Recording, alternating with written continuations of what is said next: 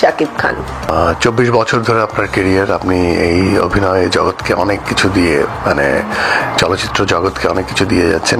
ও মাই god, Shakib খানকে অপমান করাটা আমার চরম ভুল ছিল।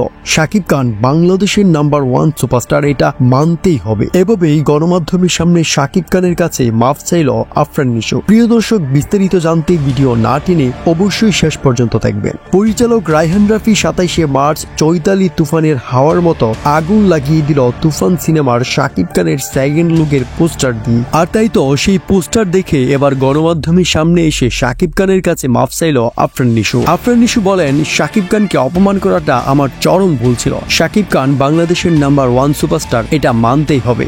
উনি 24 বছরের উপর সময় ধরে বাংলা ইন্ডাস্ট্রিকে অনেক কিছু দিয়ে এসেছেন এবং এখনো তিনি ব্লকবাস্টার সিনেমা উপহার দিচ্ছেন প্রতিনিয়তই। আমি শাকিব খানের কাছে ক্ষমাপ্রার্থী এভাবে তাকে অপমান করার জন্য। শাকিব খান আমার বড় ভাই, আমি তাকে শ্রদ্ধা করি। প্রিয় দর্শক, সাবস্ক্রাইব করুন, আমাদের পাশে থাকুন।